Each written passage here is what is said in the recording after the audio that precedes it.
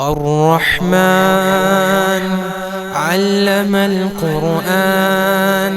خلق الإنسان علمه البيان الشمس والقمر بحسبان والنجم والشجر يسجدان والسماء رفعها ووضع الميزان ألا تطغوا في الميزان وأقيموا الوزن بالقسط ولا تخسروا الميزان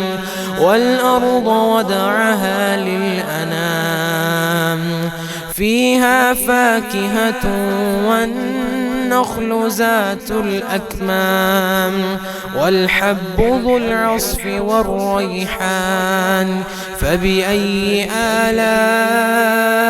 ربكما تكذبان خلق الإنسان من صلصال كالفخار وخلق الجان من مارج من نار فبأي آلاء ربكما تكذبان رب المشرقين ورب المغربين فبأي آلاء ربكما تكذبان مرج البحرين يلتقيان بينهما برزخ لا يبغيان فبأي آلاء ربكما تكذبان يخرج منهما اللؤلؤ والمرجان فبأي آلاء ربكما تكذبان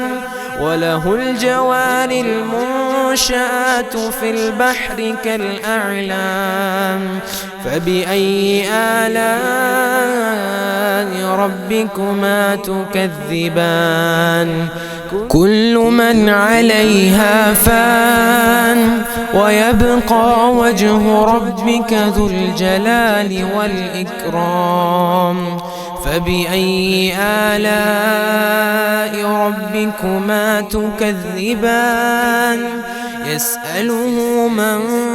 في السماوات والأرض كل يوم هو في شأن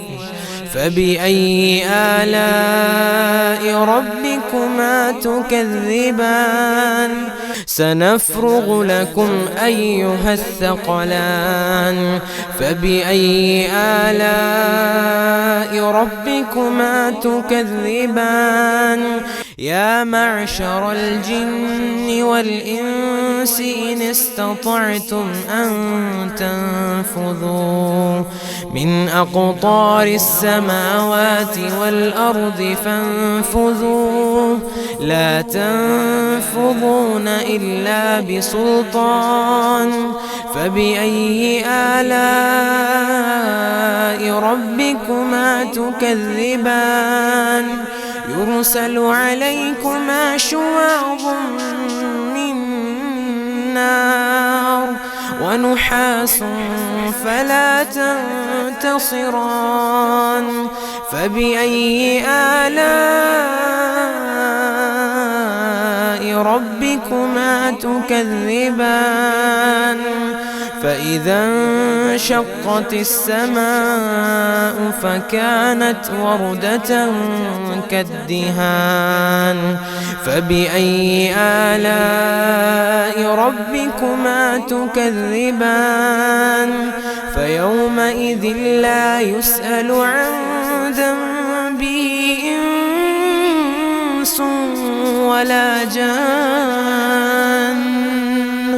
فبأي آلاء ربكما تكذبان يعرف المجرمون بسيماهم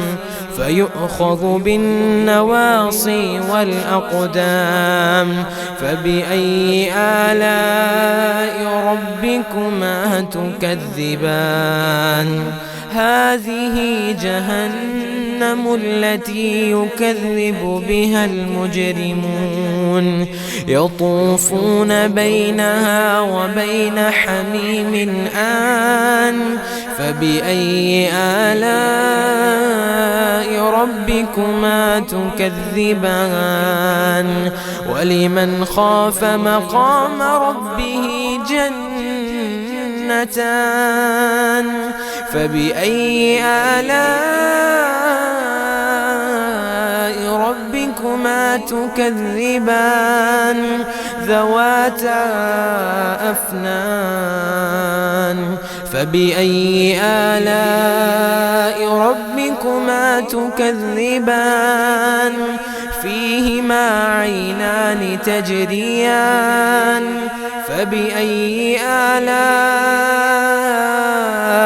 ربكما تكذبان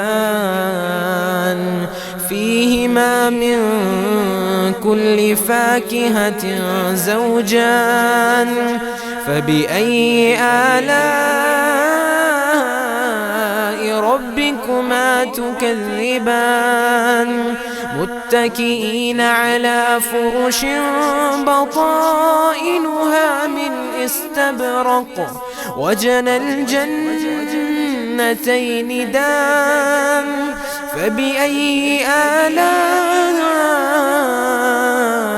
ربكما تكذبان فيهن قاصرات الطرف لم يطمثهن إنس قبلهم ولا جان فبأي آلاء ربكما تكذبان كأنهن الياقوت والمرجان فبأي آلاء ربكما تكذبان هل جزاء الإحسان إلا الإحسان فبأي آلاء ربكما تكذبان ومن دونهما جنتان فبأي آلاء ربكما تكذبان مدهامتان فبأي آلاء